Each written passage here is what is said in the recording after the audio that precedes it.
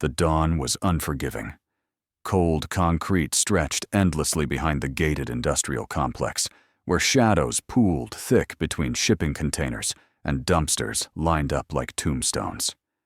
Sandra Newton dragged the last trash bag toward the compactor, her minimum wage shift almost finished.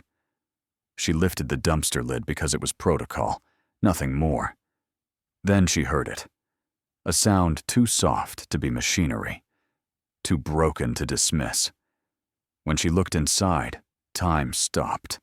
A child lay motionless between garbage bags, small body curled against the cold metal, skin pale as ice, lips tinged gray. The faint chemical scent clung to the girl's clothes. For one frozen heartbeat, Sandra couldn't move. Then every maternal instinct she'd ever suppressed roared to life. She reached into the filth without hesitation. "Stay with me, baby. Stay with me," Sandra whispered, lifting the limp child against her chest, rubbing warmth into arms that felt like marble. The girl's breathing was shallow, irregular. Dying. Sandra ran toward the gate, shouting for help. And that's when everything shattered. Because before anyone asked what happened, heavy boots hit pavement behind her. Before she could explain, a voice bellowed with the kind of rage that precedes violence. Before truth had a chance to speak, Terrance Dendy rounded the corner and saw only one thing. A stranger holding his unconscious daughter beside a dumpster. In that instant, the woman who just saved a life became the prime suspect. The man who loved his daughter more than breath itself became her greatest threat. And justice became the first casualty of assumption. If you've ever been blamed for something you didn't do, you need to hear what happens next. Hit that subscribe button and buckle up, because this story will shake you to your core. This isn't a story about a rescue. It's a story about how quickly power destroys truth, and how slowly redemption arrives for those brave enough to act. But to understand how a moment of mercy became a nightmare of accusation, you need to know who Sandra Newton really was, and why she'd spent her entire life being invisible to people like Terrance Dendy. Sandra never made it past the gate. Hands seized her from behind, rough, practiced, unforgiving. The child was ripped from her arms before she could protest, passed to someone barking medical commands. Sandra tried to follow, tried to explain, but a wall of leather and muscle blocked her path. "Wait, please! She needs a hospital!" "Shut up!" The voice came from everywhere and nowhere. Then the crowd parted, and Sandra understood why silence had fallen like a blade. Terrance Dendy didn't run, didn't shout. He walked toward her with the measured pace of a man who'd learned long ago that fear required no urgency. Tattoos crawled up his neck, his jaw was carved from stone, and his eyes held something worse than rage. They held certainty. "Who are you?" His voice was quiet, deadly. "Sandra Newton. I work here. I'm the night cleaner. I found her in the dumpster. She wasn't breathing right. You were trying to run. No, I was getting help. With my daughter. In your arms, behind a locked gate." Sandra's throat closed. Every word she spoke seemed to dig her grave deeper. Around them, club members formed a tightening circle, their expressions mirrors of Terrance's fury. No one asked questions. No one demanded evidence. They simply waited for their president's judgment. Terrance's hand shot out, gripping Sandra's chin, forcing her to meet his gaze. "How did you get her?" "I told you. The dumpster." "How long was she there?" "I don't know. I just found her." "Did anyone see you?" Not what happened. Not why were you there. Only questions designed to measure guilt, not truth. Behind Terrance, a man in a leather vest approached, phone pressed to his ear. "Medics on the way. The kid's breathing stabilized. Signs of sedation, possible hypothermia. Looks like CPR was started recently." Terrance didn't turn, didn't acknowledge the information. His eyes remained locked on Sandra. "Take her inside." "Mr. Dendy, please. Your daughter needs a hospital. I can tell you exactly what I found." "You'll tell me everything." His voice dropped to a whisper only she could hear. "And if I don't like the answers, you won't leave here breathing." Before you judge him too harshly, wait until you see what the security footage reveals. Smash that like button if you think you know who the real villain is, because this twist will destroy your assumptions. They dragged her toward a warehouse at the complex's edge. Sandra twisted against their grip, searching desperately for cameras, witnesses, anyone who might care that she was disappearing. But the industrial yard was empty. Dawn hadn't broken yet. The world was still asleep. The holding room smelled of motor oil and rust. A single chair, concrete floor, one flickering bulb. They shoved her inside and the door slammed shut, the lock grinding into place with finality. Sandra sank to the floor, her cleaning uniform still damp with dew and garbage water, her hands shaking uncontrollably. Through the thin walls, she heard fragments of conversation. The child being stabilized, Terrance's clipped orders, someone mentioning security footage. Hope flickered. Footage would prove everything. Then another voice, lower. "Cameras on that sector have been down for maintenance since Tuesday." The hope died. Sandra pressed her back against the cold wall and closed her eyes. She'd saved a child's life. She'd done everything right. And now she was trapped in a room with a man who'd already decided she was guilty, and the power to make that decision permanent. Outside, dawn finally broke. Inside, Sandra waited for a trial that would never come. Terrance Dendy had built his empire on certainty. 20 years in the club, 15 as president. He'd survived turf wars, federal investigations, betrayals that would have destroyed weaker men. He'd learned early that hesitation killed you faster than bullets. In his world, you made decisions quickly and lived with the consequences. Or you didn't live at all. His daughter was the only thing that had ever made him doubt that philosophy. He stood now outside the makeshift medical room, watching through the cracked door as the club's medic, a former Army corpsman named Hayes, examined the small body on the cot. His daughter, his entire world wrapped in a blanket that seemed too large for her fragile frame. "Talk to me, Hayes." The medic didn't look up. Definitely sedated. Something strong, probably chloral hydrate or a benzodiazepine. She's been out for hours. The hypothermia is what nearly killed her. "And the woman?" Hayes hesitated. "There are pressure marks on the kid's chest, consistent with CPR, recent, within the last hour." He finally met Terrance's eyes. Someone tried to save her, T. Someone who knew what they were doing. Terrance's jaw tightened. Or someone who drugged her in the first place and panicked when she stopped breathing. "That's not. Keep her stable. I'll handle the rest." He turned away before Hayes could argue. Coincidences existed. Criminals made mistakes. The woman could have been part of the abduction, could have been dumping the body when guilt or fear intervened. The timing, the location, the convenient story. It all fit too neatly into the narrative of a plan gone wrong.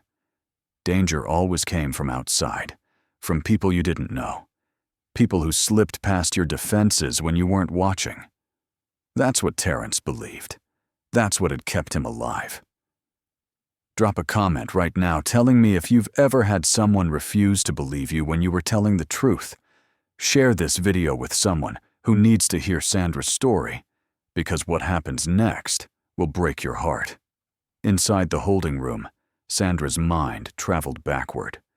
She was 8 years old again, sitting in a social worker's office, trying to explain that her foster father's discipline left bruises. The social worker had smiled with professional sympathy and written nothing down. Children often exaggerate when they want attention. She was 16, reporting a teacher who'd cornered her after class. The principal had listened politely, then suggested she'd misunderstood his intentions. "You're new here. You don't know how things work yet. She was 23, filing a complaint against a landlord who'd entered her apartment without permission. The officer had shrugged. He owns the building. Technically, he has a right to inspect his property. Every time, the same pattern. Her words vanished into air. Her truth became negotiable. Her voice existed only as background noise to more important people's certainty. She'd learned to stay small, to stay quiet, to never expect anyone to believe her. And now, locked in a concrete room, while a powerful man decided her fate, Sandra understood. Nothing had changed. She was still the girl no one listened to, still invisible, even when she was the only one telling the truth. Terrance returned to the holding room as morning light filtered through the warehouse's high windows. Sandra scrambled to her feet, exhaustion and fear etched into every line of her face. "Your daughter, is she alive? No thanks to you. Mr. Dendy, I swear, I found her. The medic confirmed she'd been given something strong enough to knock out a grown man." Terrance stepped closer. "You work here. You know the schedules, the security gaps. You had access. I clean floors. I don't even have keys to the... You also performed CPR on her. Convenient. Like maybe you realized your plan was going sideways and tried to fix it before getting caught." Sandra's desperation cracked into something sharper. "Or maybe I saved her life, and you're too proud to admit you're wrong." The slap came fast, not hard enough to injure, but enough to remind her exactly how powerless she was. Terrance's voice remained cold. "My men are pulling surveillance from neighboring buildings, checking your background, interviewing anyone who knows you. If you're lying, I'll know by tonight. And if I'm telling the truth, then I'll know that too." He walked to the door, then paused. "But understand this. Until I'm certain, you don't leave. You don't make calls. You don't exist outside this room." The lock clicked shut behind him. Sandra touched her burning cheek and laughed. A broken, hollow sound. The truth was, somewhere in a security database, a medical report, a timeline that would prove her innocence. And it wouldn't matter at all, because Terrance Dendy had already decided. If you're already furious at Terrance, wait until you hear what his own daughter says when she wakes up. Hit subscribe and turn on notifications, because the truth bomb coming in the next 60 seconds will leave you speechless. The hours bled together in the darkness. Sandra sat with her knees pulled to her chest, the concrete floor leaching warmth from her body. No food, no water, no word from anyone. Just the distant hum of machinery and the occasional footsteps passing by her door, always slowing, never stopping. She'd been invisible her entire life. Now she was finally seen, and it was destroying her. Age 9, the group home on Fletcher Street. Sandra had watched the older girl, Melissa, steal medication from the nurse's cabinet. When pills went missing and the staff demanded answers, Sandra raised her hand. "I saw who took them." But Melissa was 17, pretty, about to age out. Sandra was nobody, a quiet kid with tangled hair and clothes that never fit right. The house mother had smiled that smile, the one that wasn't really a smile. "Honey, sometimes children make up stories for attention. It's natural when you're feeling left out." Melissa had looked at Sandra across the room, her expression not grateful or relieved, just blank, as if Sandra had never spoken at all, as if she'd never existed. Sandra pressed her palms against her eyes, trying to stop the flood of memories, but they came anyway, relentless. Age 14. Math class. Mr. Peterson's hand on her shoulder, sliding down her back, fingers lingering where they shouldn't.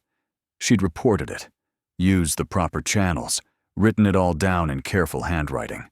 The vice principal had sat across from her, file open but unread. "Mr. Peterson has been teaching here for 20 years. He's a respected member of this community. Are you absolutely certain you didn't misinterpret a friendly gesture? Translation: Your truth is inconvenient. Please take it back. Age 27, 3 years ago. The hospital. Sandra had been working reception when she'd noticed a patient's chart showing dangerous medication interactions. She'd flagged it to the attending physician, a man who wore his authority like armor. "Are you a doctor, Ms. Newton?" "No, but Then perhaps you should focus on answering phones and let medical professionals handle medical decisions." The patient had coded that night. Survived, barely. The medication error was quietly corrected in the records. Sandra had resigned the next week. No one asked why.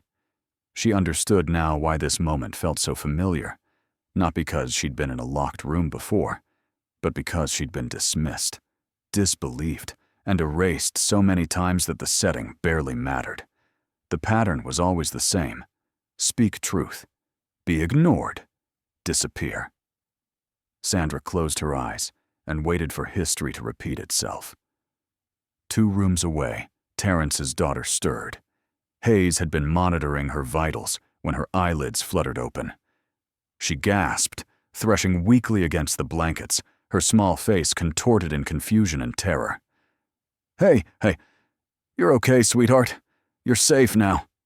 Hayes reached for her hand. She screamed. The sound brought Terrance crashing through the door, followed by 2 club members. His daughter's eyes went wide, darting between the unfamiliar faces. Men in leather, tattoos, harsh expressions softened by concern, but still intimidating to a child, barely conscious. "Baby, it's Daddy. I'm right here." She tried to scramble backward, tangling herself in the blankets. Her breathing quickened, panic overwhelming sedation. "Get back," Hayes ordered. "You're scaring her. Everyone out, now." Terrance froze. His daughter was afraid. Of him. Of the men who'd protect her with their lives. She didn't recognize safety anymore. Hayes dimmed the lights, softened his voice. "Sweetheart, do you remember what happened? Do you remember who helped you?" The girl's breathing slowed slightly. Her eyes, glassy with drugs and confusion, tried to focus. The lady," she whispered. "What lady, honey?" "The nice lady, with the sad eyes." She was warm. The child's small hand clutched the blanket. She said I wasn't alone anymore." Hayes glanced at Terrance, whose expression had gone carefully blank. "Do you know the lady's name?" The girl shook her head, then stopped. "Sandra. I heard someone say, Sandra. Is she still here?" Silence filled the room. "Can I see her?" The child's voice cracked. "I want to see Sandra." "Pause the video right now and tell me in the comments what you would do if you were Terrance. This innocent child just destroyed everything he thought he knew.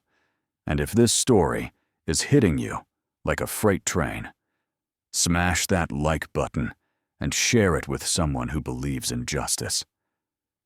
Terrance's world tilted. Children didn't ask for their attackers, didn't seek comfort from the people who'd hurt them.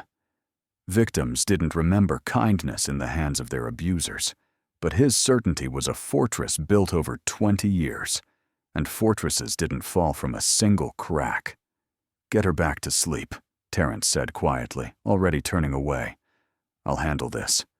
Behind him, his daughter called out one more time. "Please, tell Sandra thank you." The door closed on her words, but Terrance had heard them, and for the first time since dawn, doubt whispered in the spaces where certainty used to live. Terrance stood outside the medical room, his hand frozen on the door handle. "Tell Sandra thank you." 4 words, spoken by a child barely conscious, drugged and terrified. Except she hadn't been terrified of Sandra.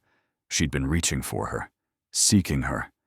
Children were honest in ways adults had forgotten how to be. They didn't perform, didn't calculate. When they were afraid, they ran. When they felt safe, they stayed. His daughter had asked for the woman he'd locked in a concrete room. Terrance's jaw clenched. He turned to find Hammer standing in the corridor, arms crossed, expression unreadable. "She's asking for the maid," Hammer said quietly. Not a question. Kids get confused when they're drugged. Do they? Hammer's tone was careful but pointed. Because Hayes said she got real specific, described Sandra's voice, said she felt warm, said she wasn't alone anymore. He paused. Those aren't the words a kid uses about someone who hurt them, T. She could be manipulated, groomed. In the 30 seconds Sandra had her? Before we showed up? Hammer shook his head slowly. I've followed you into every bad decision we've ever made, brother. But this one's starting to smell wrong. Other club members had gathered near the warehouse entrance, not close enough to eavesdrop, but present enough to signal their attention. Terrance felt their doubt like pressure against his chest. He'd built loyalty through certainty, through never wavering. The moment he showed weakness, the moment he admitted error, the foundation cracked. But his daughter's voice echoed in his skull. Is Sandra still here? Pull everything, Terrance said finally. Security footage from every business within 6 blocks. Traffic cameras. I want a complete timeline of last night. Who came in? Who left? Every vehicle. Every person. Hammer nodded. Already started. Should have something within the hour. And get me Sandra's employment records. Background. Every place she's worked. Everyone who knows her. You looking to confirm guilt or innocence? Terrance's eyes hardened. I'm looking for the truth. The security footage is about to reveal something that will change everything. If you're not subscribed yet, do it now, because you need to see what Terrance finds on those cameras. And trust me, you won't believe your eyes. When the door to Sandra's holding room opened, she didn't flinch, didn't scramble to her feet or launch into desperate explanations. She simply looked up from where she sat, her expression hollowed out by exhaustion, and something else. Resignation. Your daughter, Sandra said quietly. Is she okay? Terrance studied her. No tears. No begging. Just a question about a child she'd supposedly tried to harm. She's stable. Good. Sandra's shoulders sagged with genuine relief. I was so scared I was too late. That she wouldn't, her voice caught. She's so small. She asked about you. Sandra's head snapped up, surprise flickering across her features. She's awake? Barely. Confused. Scared. Terrance stepped further into the room. She wants to see you. Then let me see her. Why? Because she's a terrified little girl who woke up surrounded by strangers, and maybe I'm the only face she remembers that wasn't part of whatever nightmare put her in that dumpster. Sandra stood slowly, meeting his gaze without aggression or fear. You don't have to believe me. You don't have to trust me. But don't punish your daughter because you've already decided I'm guilty. The words hit harder than any plea could have. Terrance had interrogated hundreds of people. Liars performed. They cried on cue, swore on their children's lives, manufactured outrage. Truth sounded different. It sounded tired, steady, resigned to not being believed but speaking anyway. Before he could respond, Hammer appeared in the doorway. Boss, you need to see this. They walked to the club's makeshift security office, really just a converted storage room with monitors and a laptop. On the screen, grainy footage loaded frame by frame. Neighboring warehouse has cameras covering the back alley, Hammer explained. Time-stamped from last night. The footage was dark, low resolution, but clear enough. 03:47 a.m., a black SUV pulls into the frame. 2 figures exit, men, build suggesting muscle. They move to the rear passenger door. 03:51 a.m., they carry something between them, small, wrapped in fabric, the shape of a child. 03:54 m., they deposit the bundle into the dumpster. Pause. One checks his phone. They leave. 04:02. Nothing. 04:15, nothing. 04:31, Sandra Newton enters the frame, dragging a trash bag. She approaches the dumpster. Stops. Tilts her head, hearing something. The timestamp showed she'd been there 8 minutes before Terrance arrived. 8 minutes she'd spent trying to save a life. Not fleeing, not hiding evidence. Saving. Terrance's hands gripped the edge of the desk. "Keep it running," he said, his voice barely audible. On screen, Sandra lifted the dumpster lid and immediately recoiled. Then, without hesitation, she climbed halfway inside. The image froze as the footage buffered. Sandra captured mid-rescue, the exact moment she'd chosen compassion over self-preservation. The exact moment Terrance's certainty shattered. If you're feeling what I'm feeling right now, you need to leave a comment. Tell me if you've ever been wrongly accused, and if this story is giving you chills, hit that subscribe button, because what happens when Terrance sees the rest of that footage will absolutely destroy you. "There's more footage," Hammer said quietly. "Different angles, different cameras. You want me to keep going?" Terrance stared at the frozen image. The woman he'd condemned hadn't been running away. She'd been running for help, and he'd stopped her. "Keep going," Terrance said, his voice hollow. Hammer clicked through additional footage, angles from a traffic camera 2 blocks away, a convenience store's parking lot monitor, a private security feed from the industrial complex's north entrance. The timeline assembled itself like a confession written in digital evidence. 03:12 a.m. The black SUV appears on the traffic camera. License plate partially visible. Hammer ran it through their database. His face went rigid. That's Marcus's vehicle." Marcus Cole. Terrance's lieutenant for 6 years. The man who'd stood beside him through federal investigations, territory disputes, club votes that had nearly torn them apart. Trusted. Loyal. Impossible. Run it again. Hammer didn't argue. The footage played. Enhanced. Zoomed. The driver's face caught the streetlight for half a second. Marcus. Terrance's world cracked wider. "Check his financials," he said, each word carved from stone. "Last 3 months. Every transaction." While Hammer worked, Terrance watched the loop again. Marcus carrying his daughter's unconscious body. Marcus throwing her away like evidence to be disposed of. Marcus leaving her to die in the cold, while he got something. Hammer's voice was grim. "Wire transfers. 3 separate payments over the last 60 days. Offshore accounts, but I can trace the receiving end. Want to guess who they route back to?" "Tell me." "Victor Kane."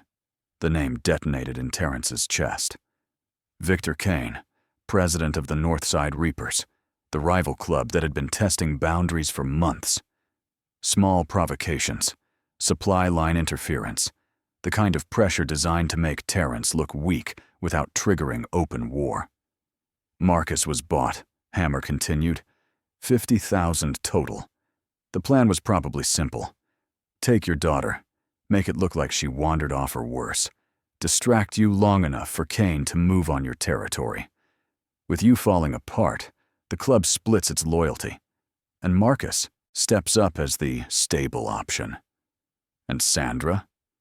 Hammer pulled up the final piece of footage. Sandra running toward the main building with his daughter in her arms, screaming for help. She interrupted the whole thing. If she hadn't found the kid when she did, if she'd been even 15 minutes later. He didn't finish. Didn't need to. Terrance's daughter would have been dead. The club would have been in chaos. And Marcus would have positioned himself as the solution while secretly serving Kane's interests. The betrayal wasn't from outside. It had been sitting at his table, drinking his whiskey, calling him brother. The real enemy just got exposed, and it's not who you think. If your heart is racing right now, smash that like button and drop a comment telling me what Terrance should do to Marcus, because the revenge that's coming will leave you breathless. Where's Marcus now? Garage, working on a bike. Doesn't know we've seen any of this. Terrance stood. His movements were calm, controlled, the kind of calm that preceded violence. Bring him to the warehouse, quietly, and get Sandra. 10 minutes later, Marcus Cole stood in the center of the warehouse floor, confusion morphing into fear as he registered the circle of club members surrounding him. Hammer's hand rested visibly on his sidearm. T, what's going on? Terrance didn't answer. He gestured, and someone wheeled in a monitor displaying the frozen footage. Marcus carrying the child. The color drained from Marcus's face. It wasn't supposed to. I didn't mean for. He pivoted, searching for an exit that didn't exist. Victor said she wouldn't be hurt. Just hidden for a few days. Just long enough to make you look weak, Terrance finished. His voice was eerily quiet. You sold my daughter to make me look weak. It was business. The club's been slipping. You've been distracted. The punch came fast. Calculated. Not to vent rage, but to end the conversation. Marcus dropped. Take him, Terrance said to Hammer. Authorities. Let them handle it. I want him away from my family and this club. Permanently. As Marcus was dragged out, still barely conscious, the door opposite opened.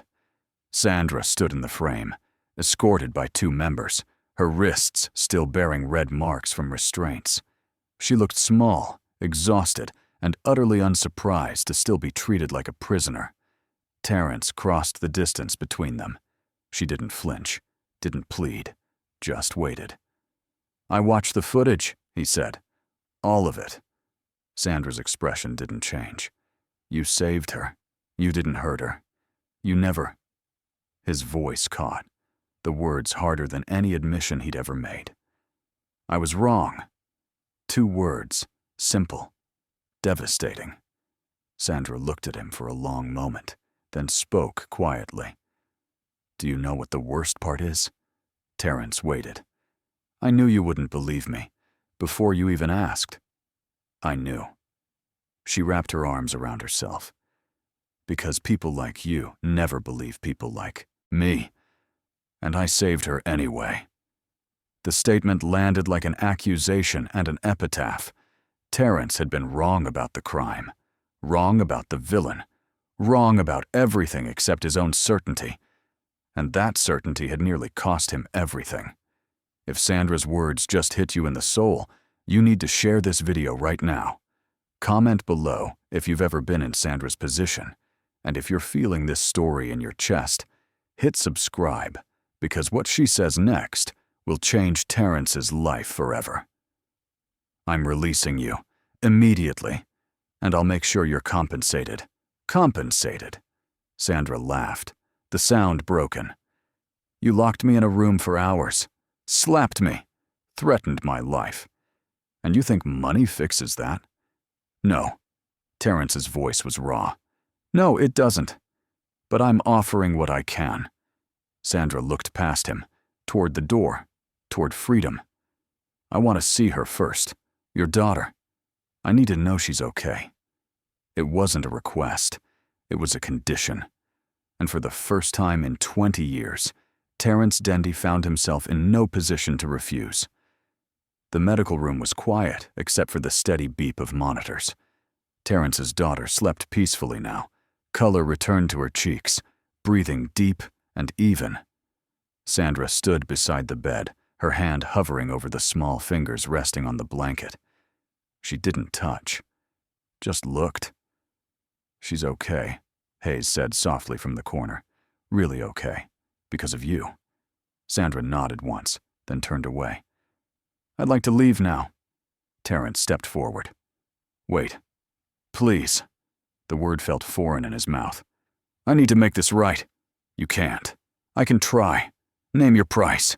20,000, 50, whatever you need. And a job, a real one, not cleaning floors. Security consulting, administrative work, something with benefits and... Stop. Sandra's voice cut through his offer like glass through silk.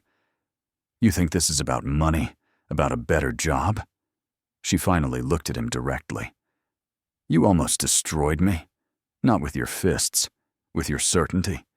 You looked at me and decided I was guilty before I could even speak. You made me invisible while I was standing right in front of you, screaming the truth. Terrance had no response. I've been erased my whole life by people like you. People who decide they already know the story, who believe power gives them the right to ignore anyone beneath them. Sandra's voice stayed level, which somehow made it cut deeper. You can't pay me enough to forget what that feels like. Then what do you want? I want you to understand that you don't get to fix this. Some damage doesn't heal just because you finally opened your eyes. The words hung in the air between them. Terrance had faced down rival clubs, federal agents, men who wanted him dead. But this woman, exhausted, powerless, with nothing but truth on her side, made him feel smaller than any enemy ever had. I'll resign my cleaning position, Sandra continued. Effective, immediately. I won't work anywhere near you or your people again. You don't have to leave. You saved.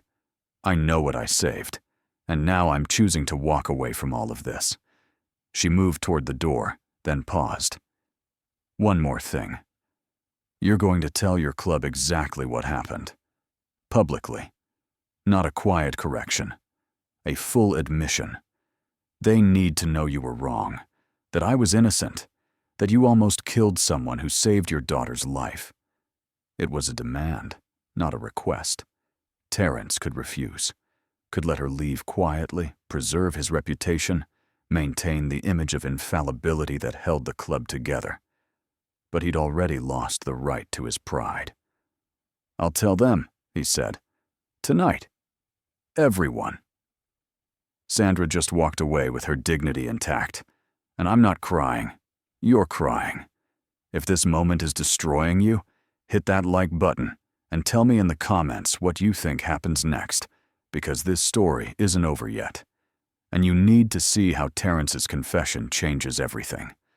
An hour later, the club gathered in the warehouse. Terrance stood before them. No podium, no elevation, just him and his failure. He told them everything. The footage, Marcus's betrayal, Sandra's innocence, his own blindness. I condemned an innocent woman because I couldn't imagine being wrong, he said, each word scraping his throat raw. And I nearly let the real enemy walk free because he looked like one of us. The silence was suffocating. When he finished, Sandra was already gone. She'd walked out during his confession, never looking back. Hammer approached afterward. She didn't even wait for the apology. She didn't need it, Terrance said quietly. That's the point. Sandra Newton had taken her dignity and left, and Terrance understood, too late, that some victories don't require witnesses. Only truth. The club waited for blood. Marcus Cole sat in the warehouse's back room, zip-tied to a chair, face already swelling from Hammer's initial restraint.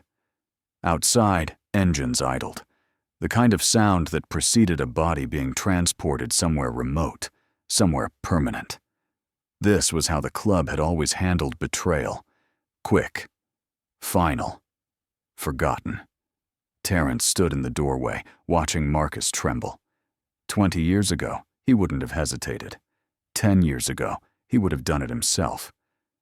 But his daughter's voice echoed in his memory. Is Sandra still here? And he understood that violence was the easy choice, the lazy one. Call the police, Terrance said. Hammer froze mid-step. What? You heard me. Call them. Tell them we have evidence of kidnapping, conspiracy, attempted murder. Give them everything. Footage, financial records, testimony. T, we don't bring cops into club business. Ever. That's the old way. Terrance turned to face the room. The way that almost got my daughter killed because I was too busy looking at outsiders to see the threat sitting at my own table. Marcus's head snapped up, hope flickering in his bloodshot eyes. You're letting me go? No. I'm making sure you actually face consequences. Prison, trial, a record that follows you forever." Terrance crouched to Marcus's eye level. "You wanted me to look weak? Here's what strength actually looks like. Choosing justice over revenge. Choosing my daughter's safety over my reputation." He stood. "Hammer, make the call." The silence stretched. Then Hammer nodded slowly, pulling out his phone. The club members exchanged glances. Not disappointment, something closer to relief, as if they'd been waiting for permission to evolve past the violence that had defined them. 30 minutes later, patrol cars arrived. Marcus was transferred into police custody, still conscious, still breathing, still alive to face what he'd done. After they left, Hammer approached Terrance. "The guys are talking, saying you've gone soft. Good. Let them talk. And if they're right, if this makes us look vulnerable..." Terrance met his gaze. "Then we'll handle it the way we should have been handling things all along. Smart, not brutal. My daughter almost died because I thought power meant never admitting fault. I won't make that mistake again." Terrance just chose redemption over revenge, and honestly, I'm speechless. If you think he made the right call, smash that like button. And if you want to see how this decision transforms his entire world, you better be subscribed, because the ending will restore your faith in humanity. That night, Terrance sat beside his daughter's bed. She'd woken briefly, asked for water, whispered Sandra's name one more time before drifting back to sleep. He held her small hand, feeling how fragile it was, how easily everything could have been lost. "I'm sorry, baby girl," he whispered. "I'm sorry I didn't protect you the right way. But I'm learning." Her fingers twitched in his palm, instinctive, trusting, forgiving in the way only children could be. Terrance had built an empire on certainty, control, and the belief that power justified itself. But sitting there in the dark, watching his daughter breathe, he understood he'd built it all on sand. Real strength wasn't refusing to bend. It was knowing when you'd broken something precious and choosing to become someone worthy of holding it again. He stood, kissed her forehead, and walked into the hallway where his future waited, uncertain, humbling, and finally honest. Redemption, he realized, wasn't a moment. It was every choice that came after. 4 days after Sandra walked away, Terrance's daughter asked the question he'd been dreading. "Daddy, where's Sandra?" They were sitting in the kitchen, her favorite place now, where sunlight came through the windows and everything felt safe. She'd been eating better, sleeping through the nights, slowly returning to the little girl she'd been before Marcus Cole decided she was expendable. Terrance set down his coffee. "She doesn't work here anymore, sweetheart." "Why not?" "Because I destroyed her trust. Because I made her feel invisible and powerless and afraid. Because even after I knew the truth, she couldn't stay in a place that had tried to erase her. Because she needed to go somewhere else. Somewhere better." His daughter's face fell. "But I wanted to say thank you. For real. When I was awake." Terrance pulled her onto his lap, feeling the weight of her. Solid, alive, present. "She knows you're grateful, baby. I told her myself. Did you say sorry too?" The question landed with devastating accuracy. Children saw the world in clear lines, hurt and healing, wrong and apology. They didn't understand that some damage couldn't be fixed with words. "I did. But some sorries aren't enough. Some things you can't take back, no matter how much you want to." She was quiet for a moment, processing. Then, "Was she mad at you?" "No, not mad. Just tired. Tired of people not listening to her." "You should have listened the first time." Terrance's chest tightened. "You're absolutely right. I should have." His daughter leaned against him, and they sat in silence while the morning stretched around them. Outside, the club was different now, Quieter meetings, more questions asked, fewer assumptions made. Hammer had started pushing back on decisions, demanding evidence instead of accepting instinct. The younger members seemed relieved, as if they'd been waiting for permission to think rather than simply obey. The change was slow, uncomfortable, necessary. If you believe people can change, if you believe in second chances, if Sandra's strength is inspiring you right now, leave a comment telling me what lesson hit you hardest.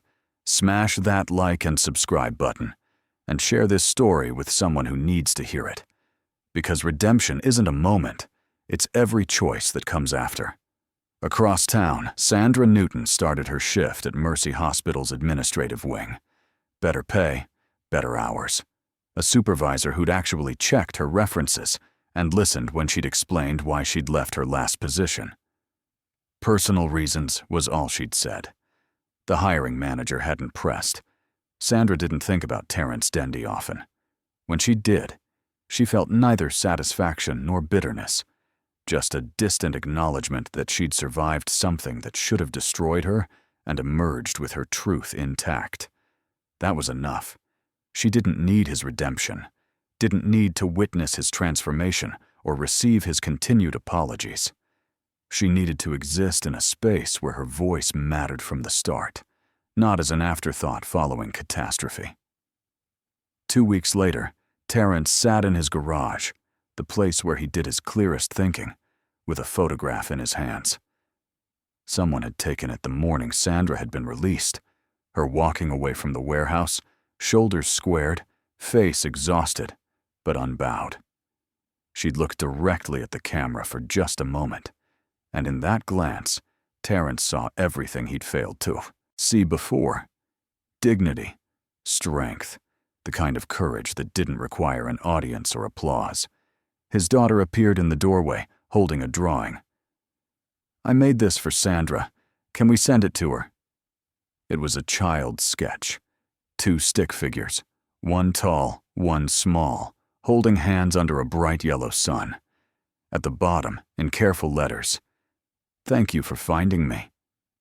Terrance's throat tightened. "I don't know where she is, baby." "Then we'll find her.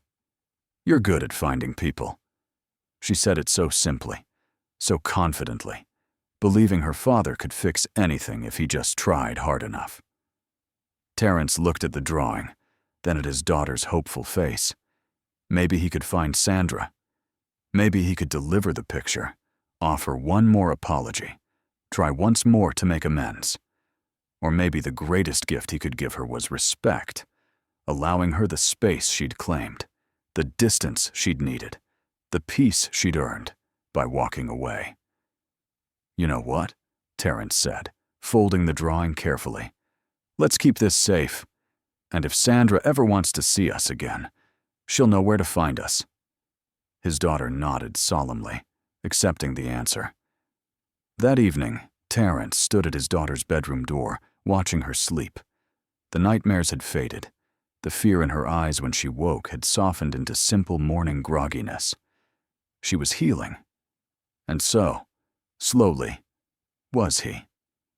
He understood now what Sandra had tried to tell him. Power without listening was just violence wearing a different mask. Certainty without humility was blindness. And redemption wasn't something you demanded or bought. It was something you earned through every small choice to be better than you'd been before.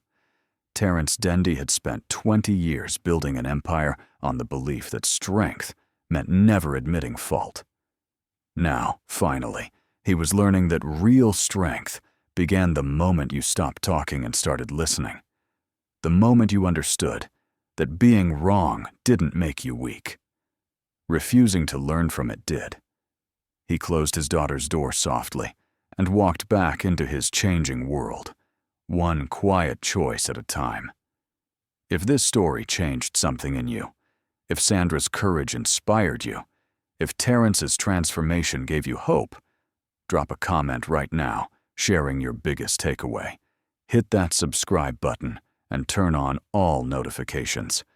Because stories like this are why we're here, and I promise the next one will move you just as much. Thank you for watching, and remember, assumptions destroy faster than violence, but truth rebuilds stronger than certainty ever could.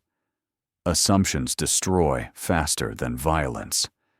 Power without listening is blindness, and redemption begins the moment we choose truth over certainty, even when that truth costs us everything we thought made us strong.